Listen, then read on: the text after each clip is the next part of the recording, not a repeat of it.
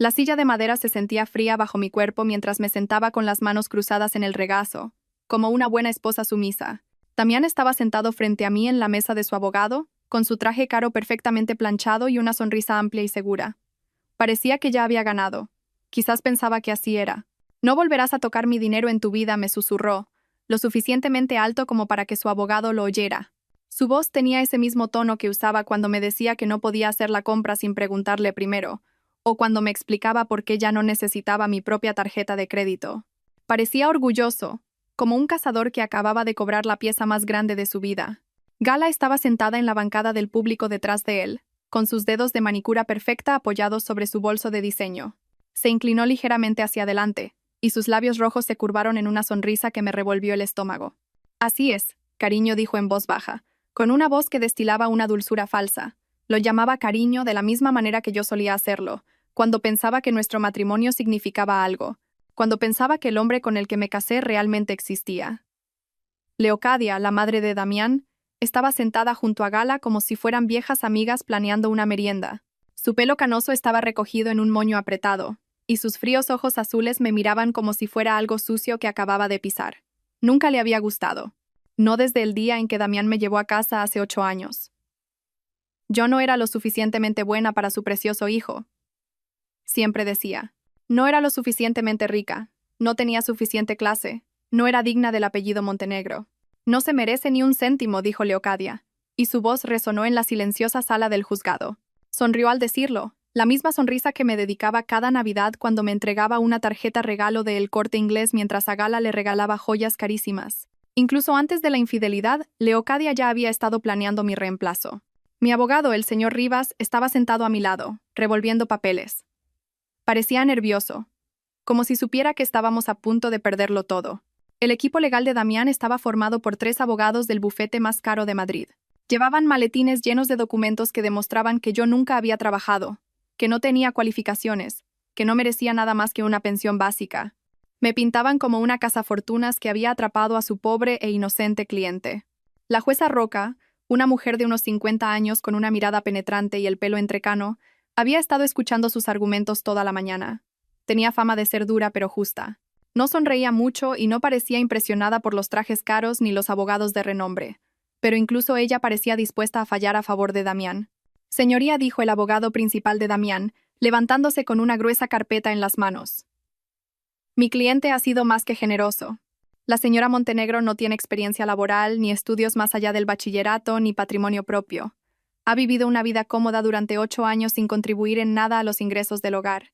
Una modesta asignación mensual es más que justo. Me dieron ganas de reír. Sin experiencia laboral. Yo había gestionado toda la agenda social de Damián, organizado sus cenas de negocios y me había encargado de toda la administración del hogar que mantenía su vida funcionando sin problemas. Sin estudios. Tenía una licenciatura en marketing que nunca pude usar porque Damián me convenció de que no necesitaba trabajar. Sin patrimonio. Eso era porque cada vez que intentaba ahorrar dinero o abrir mi propia cuenta, Damián encontraba una razón por la que no podía. Pero me quedé sentada en silencio, interpretando el papel que todos esperaban de mí. La esposa débil e indefensa que no entendía de dinero, de negocios, ni de cómo funcionaba el mundo real. Llevaba tanto tiempo interpretando ese papel que a veces casi me lo creía. Damián se giró para mirarme, con sus ojos oscuros llenos de satisfacción. Pensaba que me había destrozado por completo. Durante los últimos 6 meses, desde que descubrí su aventura, se había estado preparando para este momento.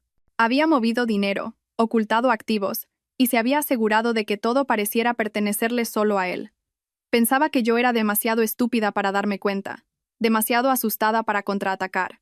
El señor Rivas se levantó lentamente, como si caminara hacia su propia ejecución. Señoría, tengo una última prueba que presentar en nombre de mi cliente.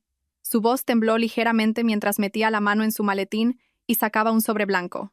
La señora Montenegro ha preparado una carta para la consideración de este tribunal. El abogado de Damián pareció confundido. No les habían informado de ninguna carta. Damián frunció el ceño y su sonrisa de confianza se desvaneció un poco. Gala se removió en su asiento, su postura perfecta volviéndose un poco menos perfecta. Los fríos ojos de Leocadia se entrecerraron mientras observaba al señor Rivas caminar hacia el estrado de la jueza. La jueza Roca tomó el sobre y lo abrió con cuidado. La sala estaba tan silenciosa que pude oír el crujido del papel mientras desplegaba la carta. Sus ojos se movieron por la página, leyendo en silencio. Al principio, su expresión no cambió. Luego, lentamente, sus cejas comenzaron a arquearse. Leyó durante lo que pareció una eternidad. Los abogados de Damián empezaron a susurrar entre ellos. El propio Damián me miraba fijamente, intentando adivinar qué demonios podría haber escrito yo que tuviera alguna importancia. Todavía parecía seguro de sí mismo, pero ahora había algo más en sus ojos, algo que podría haber sido preocupación. La jueza Roca terminó de leer y levantó la vista hacia todos los reunidos ante ella. Entonces ocurrió algo asombroso. Empezó a reír. No una risa educada, sino una carcajada profunda y real que resonó en las paredes. Se rió tanto que tuvo que dejar la carta y quitarse las gafas para secarse las lágrimas. «Oh, esto es bueno», dijo en voz baja, pero su voz se oyó con claridad en la silenciosa sala. «Esto es muy, muy bueno». Las sonrisas de confianza desaparecieron de sus rostros como si alguien hubiera apagado un interruptor. La cara de Damián se puso pálida. La boca de Gala se abrió ligeramente. La fría compostura de Leocadia se resquebrajó, y por primera vez en 8 años, pareció genuinamente asustada. Sentí que una pequeña sonrisa tiraba de la comisura de mi boca. Por fin, después de meses de planificación y preparación, era hora de que supieran la verdad. Hace 3 años, pensaba que tenía el matrimonio perfecto. Damián llegaba a casa del trabajo con flores, me besaba en la puerta y me decía la suerte que tenía de tenerme. Vivíamos en el hermoso chalet de su familia en el barrio de Salamanca, con sus columnas blancas y su césped perfectamente cuidado. Me sentía como una princesa en un cuento de hadas. «Alba, no tienes que preocuparte por el dinero», me dijo Damián una noche mientras nos sentábamos a la mesa del comedor. Cortaba su solomillo con movimientos precisos, tal y como su madre le había enseñado. «Gano lo suficiente para los dos. Deberías centrarte en hacer de nuestro hogar un lugar hermoso». Yo había estado trabajando en una pequeña agencia de marketing en el centro, ayudando a negocios locales con su publicidad. Me encantaba mi trabajo, los desafíos creativos y la sensación de logro cuando una campaña tenía éxito. Pero Damián llevaba meses insinuando que debería dejarlo. «Pero disfruto trabajando», dije, enrollando la pasta en mi tenedor. «Y el dinero extra nos ayuda a ahorrar para nuestro futuro». Damián dejó el cuchillo y me miró con esos ojos oscuros que solían hacer que mi corazón diera un vuelco. «Cariño, no necesitamos tu pequeño sueldo. Apenas da para cubrir tu gasolina y la ropa del trabajo. ¿No preferirías pasar tu tiempo haciendo nuestro hogar perfecto? Quizás empezar a planear tener hijos». La forma en que dijo «pequeño sueldo» hizo que me ardieran las mejillas. Ganaba un dinero decente, suficiente para pagar la compra y las facturas. Pero cuando miré a mi alrededor en nuestro caro comedor, con su lámpara de araña de cristal y sus muebles importados, me sentí pequeña. Quizás tenía razón. Quizás mi contribución no importaba realmente. «Supongo que podría tomarme un tiempo libre», dije en voz baja. La sonrisa de Damián fue radiante. «Esa es mi chica lista. Serás mucho más feliz en casa». En un mes, había dejado mi trabajo. Damián se hizo cargo de todas nuestras finanzas, diciendo que sería más fácil si todo salía de una sola cuenta. Me dio una tarjeta de crédito para los gastos del hogar y me dijo que le avisara si necesitaba algo más. Al principio, se sentía bien que cuidaran de mí. Pasaba mis días decorando nuestra casa, cocinando platos elaborados y organizando las cenas de negocios de Damián, pero poco a poco las cosas empezaron a cambiar. La tarjeta de crédito tenía un límite bajo y Damián cuestionaba cada compra. Cuando compré cortinas nuevas para el salón, me preguntó por qué no le había consultado primero. Cuando gasté 50 euros en el supermercado, quiso ver cada recibo. «Alba, tenemos que ser más cuidadosos con el dinero», dijo una noche, revisando el extracto de la tarjeta con un bolígrafo rojo. «Este cargo de la cafetería. ¿Qué fue?» «Quedé con mi amiga Laia a tomar un café», dije, sintiéndome como una niña a la que regañan. «Solo fueron 8 euros. 8 euros por aquí, 12 por allá, todo suma. Quizás deberías invitar a tus amigas aquí. Es más económico». Dejé de quedar con amigas para tomar café. Luego dejé de comprar ropa nueva sin preguntar primero. Luego dejé de comprar cualquier cosa que no fuera absolutamente necesaria. Damián me elogiaba por ser tan responsable, tan comprensiva con nuestro presupuesto, pero me di cuenta de que él seguía comprando trajes caros y saliendo a comidas de negocios que costaban más que mi asignación semanal entera. Leocadia lo empeoraba todo. La madre de Damián venía a cenar todos los domingos y siempre tenía algo que decir sobre cómo yo gestionaba la casa. Las flores del jardín no estaban bien arregladas. El cordero asado no estaba bien sazonado. Mi vestido era demasiado informal para una comida de la familia Montenegro. «Damián, querido», dijo un domingo, cortando su cordero en trozos diminutos. Vi a una chica encantadora en el club de campo ayer. Gala Santoro, la diseñadora de interiores. Es de tan buena familia, y su trabajo es absolutamente exquisito. Damián asintió educadamente, pero capté algo en su expresión: interés. Puede que haya oído hablar de su trabajo. Muy talentosa. Deberías contratarla para redecorar las habitaciones de invitados, continuó Leocadia, sin mirarme. Les vendría bien un toque profesional. Yo había pasado semanas decorando esas habitaciones de invitados, eligiendo colores y telas que me parecían preciosos. Pero sentada allí, escuchando a Leocadia, sentí que todo lo que hacía estaba mal. Era de aficionada. No era lo suficientemente bueno para los estándares de su familia. Es una idea maravillosa, madre, dijo Damián. Alba, ¿tú qué piensas? ¿Qué podía decir? ¿Que quería mantener las habitaciones en las que tanto había trabajado? ¿Que contratar a otra persona era como admitir que era un fracaso? Por supuesto, dije con una sonrisa que se sentía de plástico. Lo que creas que es mejor. Fue entonces cuando empezaron las llamadas telefónicas. Damián salía afuera para atender llamadas, diciendo que eran de trabajo. Empezó a trabajar hasta tarde más a menudo, llegando a casa después de que yo ya hubiera cenado sola. Cuando le preguntaba por su día, sus respuestas se volvieron más cortas, menos detalladas. ¿Cómo fue la reunión del proyecto Corvus? Le pregunté una noche mientras se aflojaba la corbata. Bien, dijo, sin mirarme. Lo de siempre, las exigencias del cliente. Pero yo había visto su agenda esa mañana cuando la dejó en la encimera de la cocina. No había ninguna reunión de Corvus programada. Había una anotación que decía GS19, 0 hora, con el nombre de un restaurante que no reconocí. Empecé a prestar atención a cosas que antes había ignorado. Extractos de tarjetas de crédito que Damián guardaba rápidamente. Llamadas telefónicas que se cortaban cuando yo entraba en la habitación. Una nueva colonia que olía diferente a la que solía usar. Camisas que volvían de la tintorería con manchas de pintalabios que no eran de mi tono. Una noche, mientras guardaba su ropa limpia, encontré un recibo en el bolsillo de su pantalón. Era de un restaurante caro del centro, con fecha del martes anterior. La cuenta era para 2 personas, con champán y postre. Pero el martes por la noche, Damián me había dicho que estaba trabajando hasta tarde con papeleo en la oficina. Me temblaban las manos mientras sostenía el recibo. El total era más que mi asignación mensual. Alguien había pedido la langosta y el soufflé de chocolate, platos que Damián siempre decía que eran demasiado caros cuando mirábamos los menús juntos. Me senté en nuestra cama mirando ese trozo de papel y sentí que algo se rompía dentro de mi pecho. Esto no era por dinero, ni por estrés laboral, ni por presión familiar. Esto era por las mentiras. Se trataba de que Damián vivía una vida completamente diferente cuando no estaba conmigo. Esa noche, cuando Damián llegó a casa oliendo a un perfume que no era el mío, no dije nada. Sonreí y le pregunté por su día, y él me habló de reuniones que ahora sabía que no habían ocurrido. Asentí, le serví la cena y fingí que todo era normal, pero por dentro ya estaba empezando a planificar.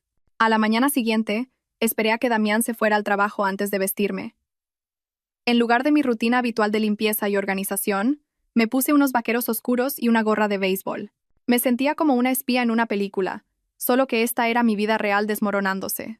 Conduje hasta el edificio de oficinas de Damián en el Paseo de la Castellana y aparqué al otro lado de la calle, desde donde podía ver la entrada. El corazón me latía tan fuerte que pensé que podría estallar. ¿Qué estaba haciendo? ¿Siguiendo a mi propio marido como una loca? Pero tenía que saber la verdad. A las 11:30, Damián salió del edificio. No estaba solo. Una mujer de pelo largo y rubio y un abrigo rojo caminaba a su lado. Era hermosa de una manera que me dolía el estómago. Alta, elegante, con una postura perfecta y ropa cara. Todo lo que yo no era. Se subieron juntos al coche de Damián, riéndose de algo. La mujer le puso la mano en el brazo mientras hablaban, y Damián le sonrió de la forma en que solía sonreírme a mí. Lo seguí por las calles de la ciudad, manteniéndome lo suficientemente lejos para que no me vieran. Fueron a El Refugio de Montenegro, el elegante restaurante donde Damián me había llevado por nuestro aniversario hacía 2 años. El mismo restaurante donde me dijo que ya no podíamos permitirnos comer porque necesitábamos ahorrar. Observé a través de la ventana cómo se sentaban en una mesa de esquina, cogiéndose de la mano sobre el mantel blanco. La mujer tenía que ser Gala Santoro, la diseñadora de interiores que Leocadia había mencionado.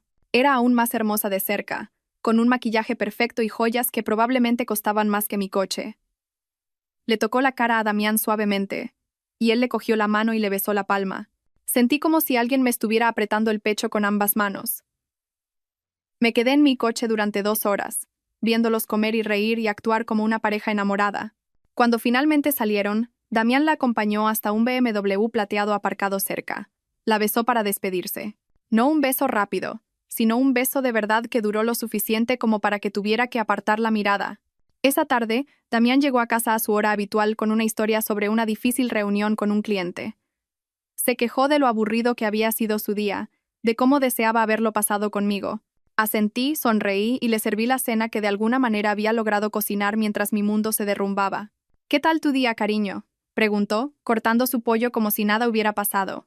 «Tranquilo», dije. Reorganicé los armarios y leí un poco. «Esa es mi buena chica», dijo, extendiendo la mano para darme una palmadita. Siempre ocupada. Quería gritar. Quería tirar mi plato contra la pared y exigirle saber quién era Gala y cuánto tiempo llevaba esto ocurriendo. Pero en cambio, le apreté la mano y le pregunté si quería postre. Durante las semanas siguientes, me convertí en una experta en seguirlos. Aprendí su rutina. Comidas los martes y jueves, reuniones por la tarde que en realidad eran cenas los viernes, viajes de fin de semana que Damián me decía que eran conferencias de negocios. Iban a galerías de arte, catas de vino y tiendas caras donde Gala se probaba ropa que costaba más de lo que yo gastaba en 3 meses. Damián le compraba joyas, flores y bolsos de diseño. Pagaba todo con tarjetas de crédito que yo nunca había visto. La peor parte era ver lo feliz que parecía con ella. Se reía más en una tarde con Gala que conmigo en el último año. Le abría las puertas, le retiraba la silla, y la miraba como si fuera la persona más fascinante del mundo. Todas las cosas que solía hacer por mí cuando nuestro matrimonio era real. Un sábado, lo seguí hasta el Club Ecuestre de la Sierra, donde Leocadia era socia. Aparqué fuera y observé a través de la valla cómo jugaban al tenis juntos. Leocadia también estaba allí, sentada en una mesa en la terraza, aplaudiendo cuando Gala hacía un buen punto. Después del partido, los tres se sentaron juntos a tomar algo. Leocadia estaba animada de una manera que nunca la había visto, riendo y gesticulando mientras hablaba con Gala. Le tocó el brazo a Gala afectuosamente y asentía con aprobación a todo lo que decía. Estaba claro que Leocadia no solo sabía de la aventura, sino que la estaba fomentando. Conduje a casa y me senté en mi casa vacía, comprendiendo finalmente la verdad. No se trataba solo de que Damián tuviera una aventura. Se trataba de reemplazarme por completo. Leocadia había encontrado a alguien que consideraba digna de su hijo, y todos estaban trabajando juntos para echarme. Esa noche, Damián llegó a casa con arañazos, en los brazos del partido de tenis. Cuando le pregunté por ellos, dijo que había estado moviendo cajas en el trabajo y se había enganchado el brazo con un clavo. Otra mentira, contada con tanta facilidad que me pregunté cuántas otras me había creído a lo largo de los años. Damián, dije con cuidado. Tu madre volvió a mencionar a esa diseñadora de interiores en la cena la semana pasada. Gala Santoro. ¿Has pensado en contratarla? Su rostro no cambió, pero noté una pequeña pausa antes de responder. Ah, sí. Lo miré, pero es muy cara. Quizás el año que viene, cuando el negocio mejore. Debe ser muy talentosa para cobrar tanto. Supongo que sí. No la he conocido personalmente. Mentira tras mentira tras mentira. Asentí, sonreí y fingí creerle, pero por dentro estaba tomando notas. Cada historia falsa, cada excusa inventada, cada vez que me miraba a los ojos y mentía sobre dónde había estado y con quién. A los 2 meses de mi investigación, me di cuenta de algo que lo cambió todo. Damián no solo estaba teniendo una aventura, estaba planeando dejarme por Gala, pero quería asegurarse de que yo no obtuviera nada en el divorcio. Todas esas conversaciones sobre dinero, todas las restricciones en mis gastos, todas las formas en que me había hecho dependiente económicamente, todo era parte de un plan. Iba a divorciarse de mí y alegar que yo no había contribuido en nada a nuestro matrimonio. Se quedaría con la casa, los coches, las inversiones, todo. Yo me quedaría sin nada mientras él comenzaba su nueva vida con Gala y la aprobación de su madre. Pero Damián había cometido un error crucial. Pensaba que yo era demasiado débil y demasiado estúpida para contraatacar. No tenía ni idea de que yo estaba observando, aprendiendo y planeando mi propia estrategia. Mientras estaba sentada en nuestro dormitorio esa noche, escuchándolo dormir plácidamente a mi lado, tomé una decisión. Si Damián quería jugar con dinero y mentiras, yo aprendería a jugar mejor que él. A la mañana siguiente, esperé a que Damián se fuera a su reunión con un cliente, que yo sabía que en realidad era un almuerzo con Gala. Entonces, hice algo que nunca había hecho antes. Entré en su despacho en casa y empecé a revisar sus papeles. El despacho de Damián era su espacio privado. La única habitación de la casa donde se suponía que no debía limpiar ni organizar. Lo mantenía cerrado con llave cuando no estaba en casa, pero le había visto esconder la llave debajo de la lámpara de su escritorio meses atrás.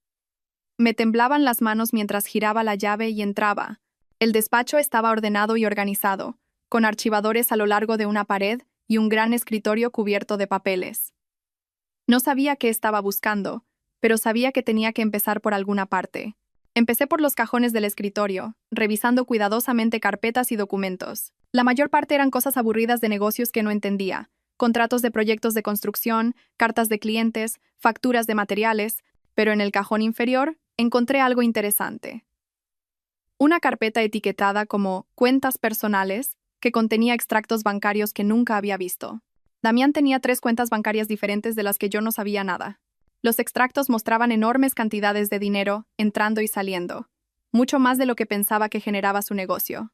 Había depósitos de empresas de las que nunca había oído hablar y retiradas de efectivo que parecían demasiado grandes para gastos normales. Hice fotos de todo con mi móvil, teniendo cuidado de volver a poner cada papel exactamente donde lo encontré. El corazón me latía tan rápido que me sentía mareada, pero seguí adelante. Si Damián me estaba ocultando dinero, necesitaba saber cuánto y dónde estaba. En el archivador encontré más sorpresas. Había documentos de una sociedad llamada Montenegro Holdings SL, que Damián nunca había mencionado. Según los papeles, esta empresa era propietaria de varias propiedades por la ciudad, propiedades que Damián me había dicho que pertenecían a sus clientes.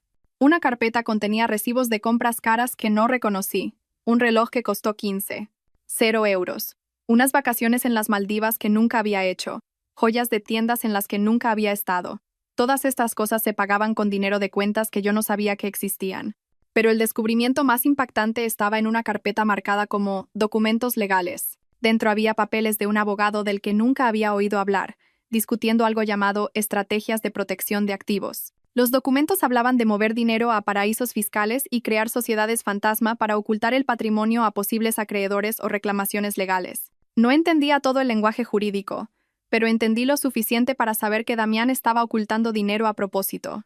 Se estaba preparando para algo, y tenía el terrible presentimiento de que ese algo era nuestro divorcio. Pasé 3 horas en ese despacho haciendo fotos de cada documento que parecía importante. Para cuando oí el coche de Damián en el camino de entrada, había cerrado todo con llave y estaba en la cocina preparando el almuerzo como si nada hubiera pasado. ¿Qué tal tu reunión?, le pregunté mientras me besaba en la mejilla. Productiva, dijo, aflojándose la corbata. El proyecto Valoria avanza más rápido de lo esperado. Otra mentira. Había visto su agenda, y no había ningún proyecto Valoria, pero sonreí, asentí y le pregunté si quería un sándwich. Esa tarde hice otra cosa que nunca había hecho antes. Llamé a mi vieja amiga Laia, que trabajaba como contable en el centro. Habíamos perdido el contacto después de que dejé mi trabajo, pero esperaba que todavía me ayudara. Alba, dijo Laia cuando contestó al teléfono. ¿Cuánto tiempo sin saber de ti? ¿Cómo estás? Estoy bien, dije, tratando de mantener la voz firme. Laia, necesito un consejo sobre unos documentos financieros. ¿Podríamos quedar para tomar un café? Claro. ¿Está todo bien? Pareces preocupada. Te lo explicaré cuando te vea. Nos encontramos en una pequeña cafetería al otro lado de la ciudad, lejos de cualquier lugar al que Damián pudiera ir.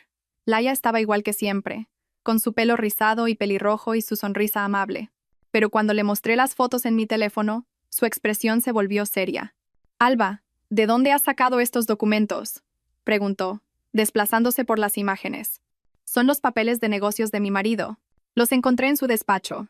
Laia guardó silencio durante un largo rato, estudiando cada imagen con atención. Finalmente, me miró con preocupación en los ojos. Alba, algunas de estas transacciones parecen muy sospechosas. Estas sociedades fantasma, las cuentas en el extranjero, las retiradas de efectivo. Esto parece blanqueo de capitales. ¿Blanqueo de capitales?, repetí. ¿Qué significa eso? Significa coger dinero de actividades ilegales y hacerlo parecer legal moviéndolo a través de diferentes cuentas y empresas. Es un delito muy grave. Se me encogió el estómago. ¿Estás segura? No soy investigadora criminal, pero he visto suficientes casos de fraude financiero como para reconocer los patrones. Mira esto, dijo, señalando uno de los extractos bancarios. Tu marido recibe grandes depósitos en efectivo de empresas que no parecen existir. Luego mueve ese dinero a través de varias cuentas diferentes antes de que termine en bancos en paraísos fiscales.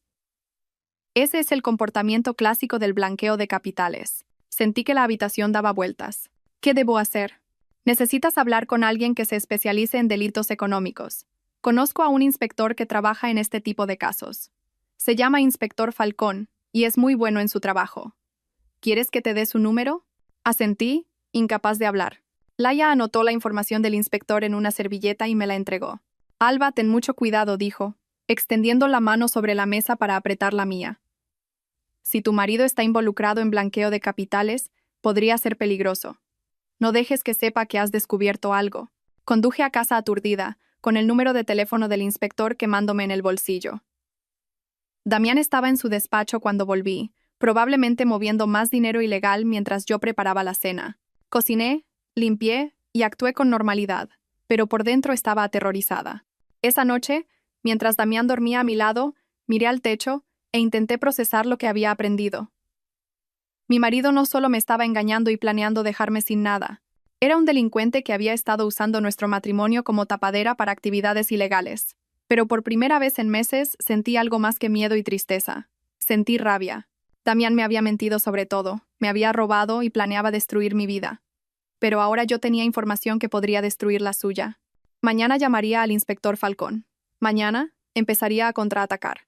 A la mañana siguiente, esperé a que Damián se fuera al trabajo antes de marcar el número del inspector Falcón.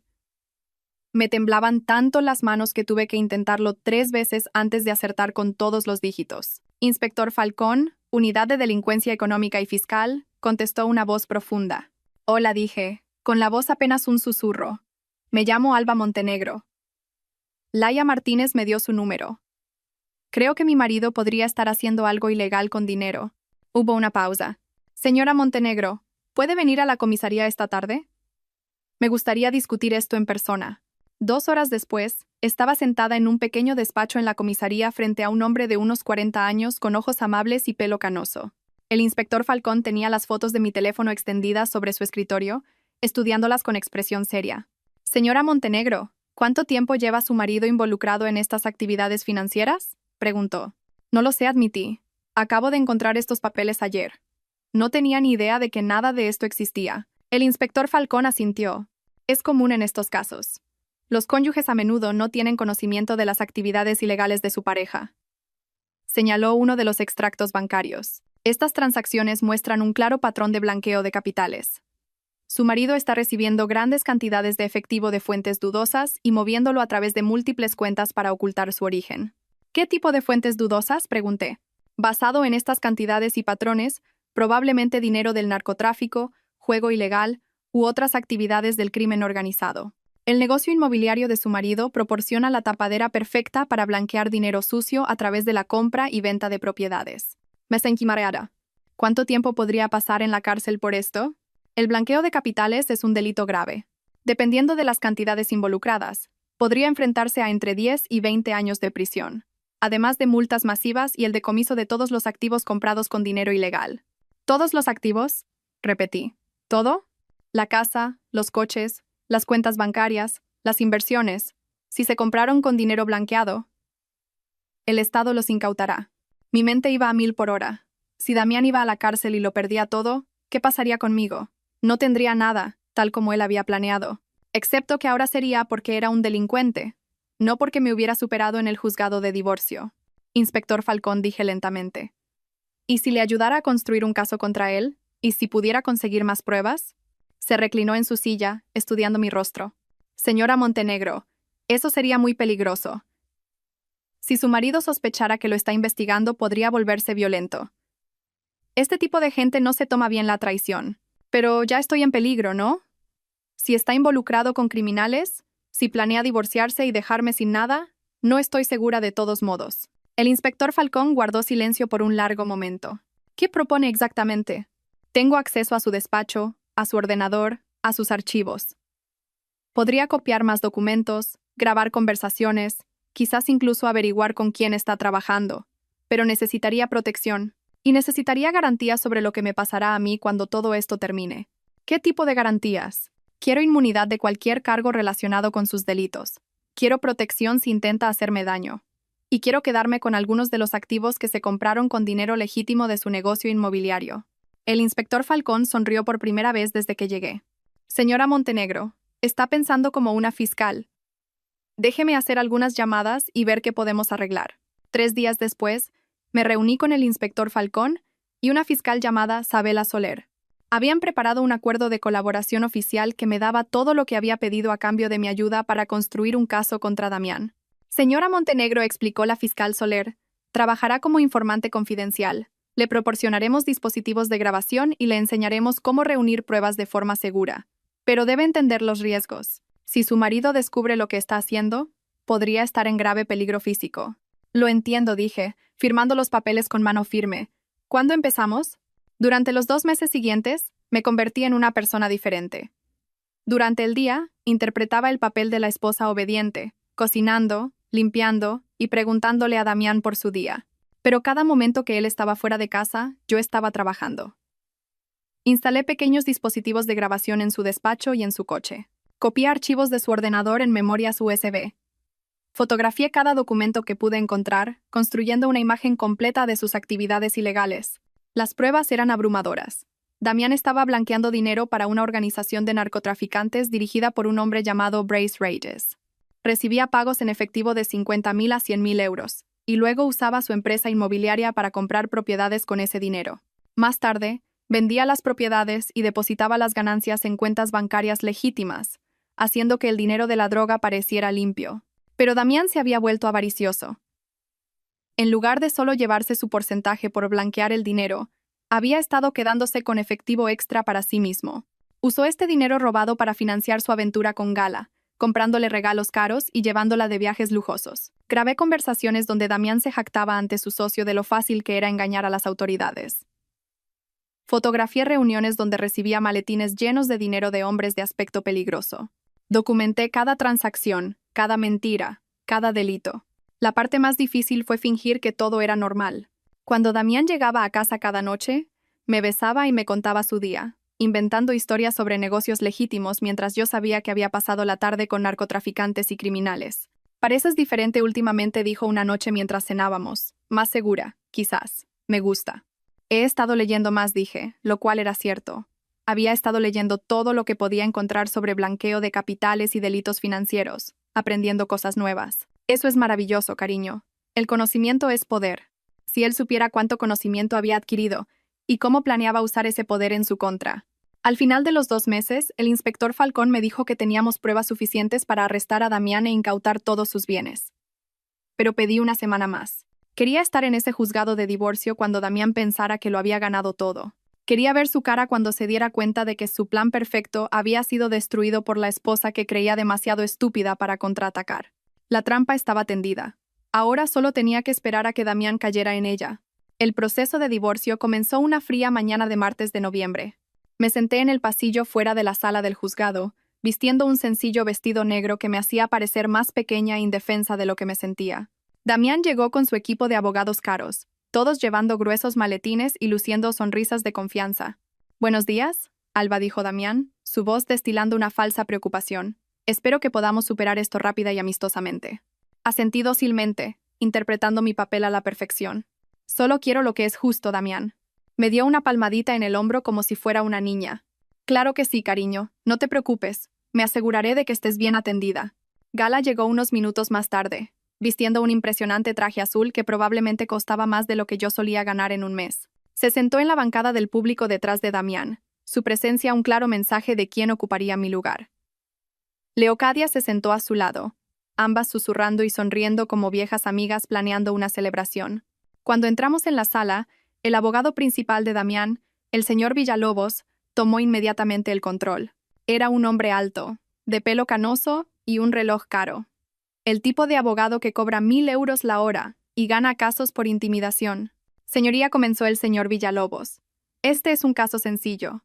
Mi cliente, el señor Damián Montenegro, es un exitoso hombre de negocios que ha mantenido a su esposa durante 8 años. La señora Montenegro no tiene experiencia laboral, ni estudios más allá del bachillerato, y no ha hecho ninguna contribución financiera al matrimonio.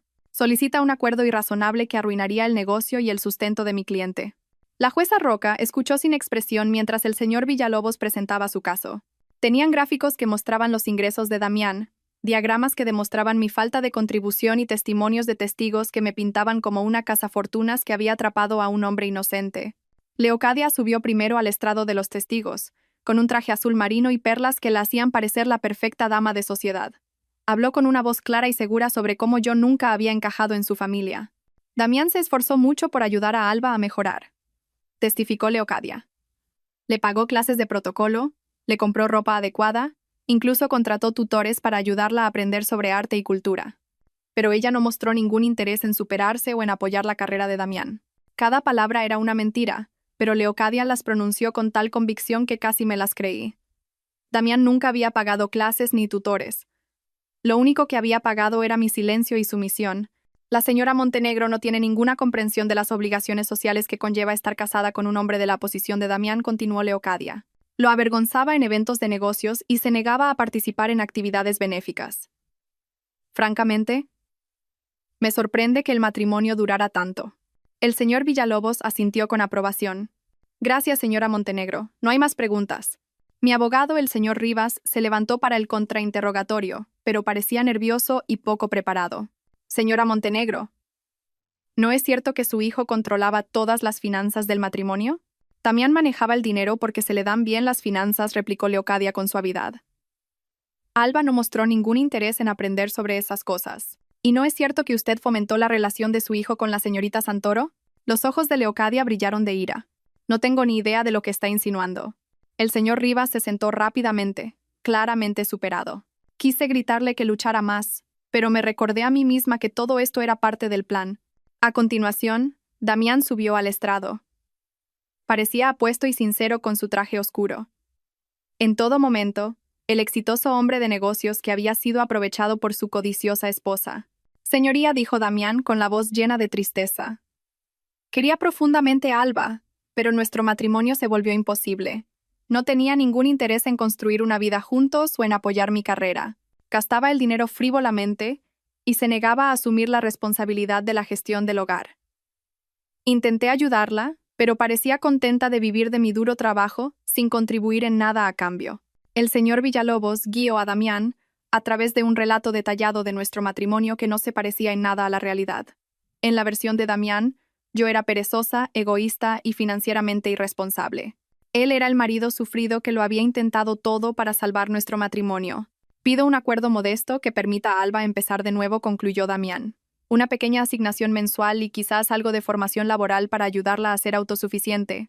No le guardo rencor, pero no puedo seguir manteniendo a alguien que se niega a mantenerse a sí misma. La sala quedó en silencio cuando Damián terminó. Incluso yo tenía que admitir que era convincente. Si no supiera la verdad sobre sus crímenes y aventuras, podría haberle creído. Gala nunca testificó, pero su presencia en la sala hablaba por sí sola.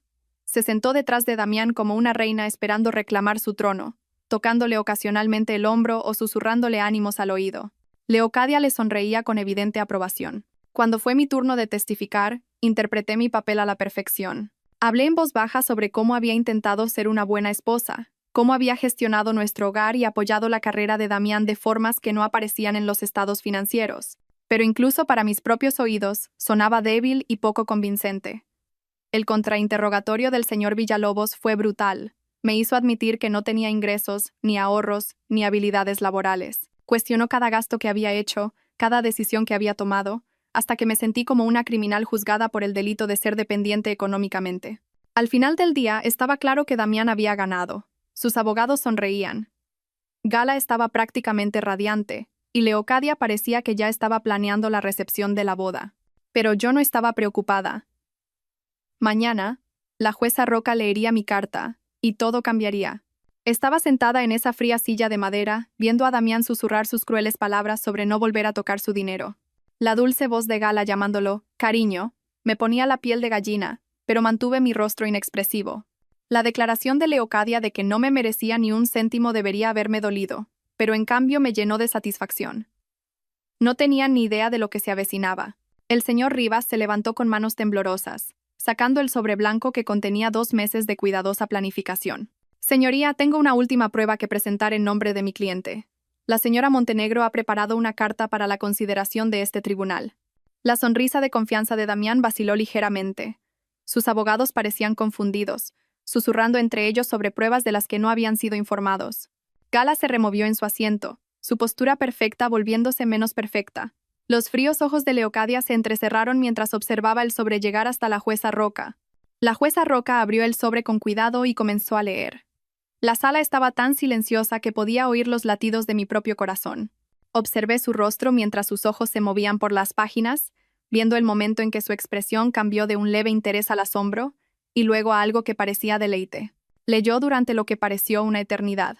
Damián me miraba fijamente, intentando adivinar qué demonios podría haber escrito yo que tuviera importancia.